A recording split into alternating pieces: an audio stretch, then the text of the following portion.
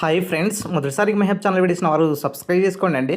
నిరుద్యోగులకు త్వరలో good news చెప్పబోతున్నామనేసి మంత్రివర్యులు పొంగులేటి శ్రీనివాసరెడ్డి గారు ఇక్కడ చెప్పడం జరిగింది.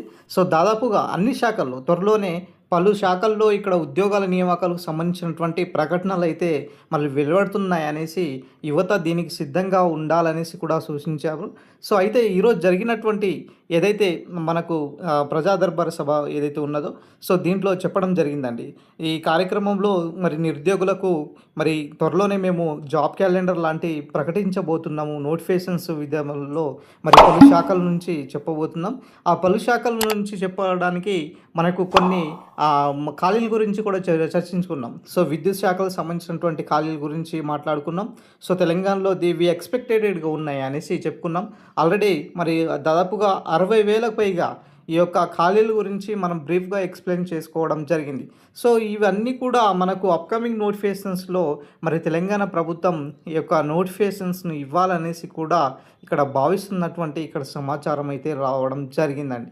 దాదాపుగా దాంతోపాటు మరి గురుకులలో 6,000 పోస్టులు డిఎస్సిలో అయినా సరే, తర్వాత పోలీస్ కానిస్టేబుల్ నోటిఫికేషన్, యూనివర్సిటీ ప్రొఫెసర్లు, అంగన్వాడీ, ఇట్లా దాదాపుగా ఎఫ్బిఓ లాంటి, సో ఇట్లా తర్వాత వచ్చేసి ఏఎస్ఓ సంబంధించినటువంటి పోస్టులు అయినా సరే, తర్వాత మనకు ఏదైతే రీసెంట్గా మనకు గ్రూప్ 2 సంబంధించినటువంటి వివిధ శాఖలో ఉన్నటువంటి మరి ఖాళీల గురించి కూడా మనము ఎక్స్ప్లెనేషన్ కూడా చేసుకోవడం జరిగింది.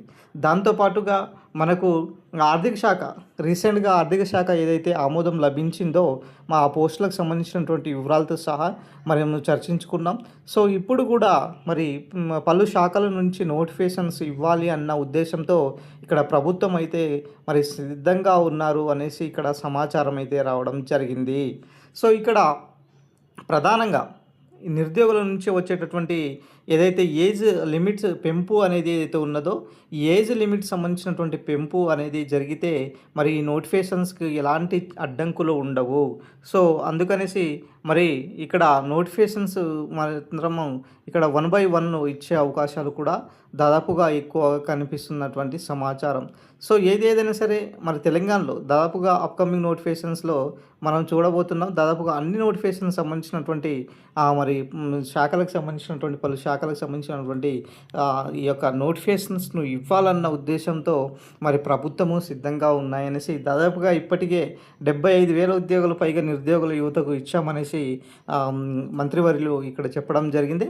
దాంతోపాటుగా ఏదైతే ప్రభుత్వము కొత్తగా మరి నిరుద్యోగులకు సంబంధించినటువంటి మరి ఏదైనా స్కీమ్స్ అయినా సరే, తర్వాత వాళ్ళకి సంబంధించినటువంటి ఏదో ఒకటి చేయాలన్న ఉద్దేశంతో ప్రభుత్వం సిద్ధంగా ఉన్నది అనేసి, అదేవిధంగా నిరుద్యోగులకు ఖచ్చితంగా మరి ఉద్యోగాలు కల్పించాలన్న ఉద్దేశంతో ఇటు ప్రభుత్వం నుంచి కాకుండా అటు ప్రైవేట్ సెక్టర్ నుంచి కూడా ఇక్కడ మనకు కల్పిస్తామనేసి కూడా భరోసా ఇవ్వడం జరిగింది.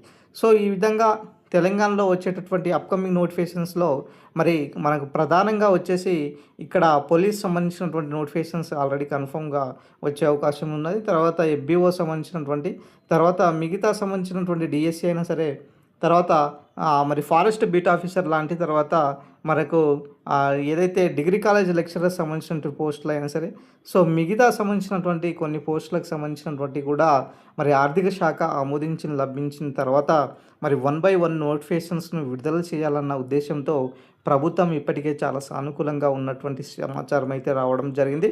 ఖచ్చితంగా 100% ఈ యొక్క రిక్రూట్మెంట్ను మరి భర్తీ చేయాలన్న ఉద్దేశంతో ప్రభుత్వం ఇప్పటికే సానుకూలంగా ఇక్కడ చూపిస్తున్నటువంటి సమాచారం. సో ఏదైనా సరే తెలంగాణ నుంచి అప్కమింగ్ రాబోయేటటువంటి అన్ని నోటిఫికేషన్ సంబంధించినటువంటి మరి ఏజ్ లిమిట్ సంబంధించినటువంటి ఏదైతే ఉన్నదో, సో ఈ ఏజ్ లిమిట్ సంబంధించినటువంటి అంశం కూడా ఇక్కడ పెంపు ధర ఏదైతే ఉన్నదో సో అవి కూడా పెంచే అవకాశాలు కూడా దాదాపుగా ఎక్కువగా కనిపిస్తున్నాయి. సో 100% నిరుద్యోగులకు ఒక చక్కని అవకాశం ఇవ్వాలన్న ఉద్దేశంతో మరి ఇక్కడ ప్రజాప్రభుత్వం ఇక్కడైతే కసరత్తు అయితే చేయడం జరుగుతుంది. సో ఇది ఓవరాల్గా సంబంధించినటువంటి మనకు సంబంధించినటువంటి అప్డేట్ అండి.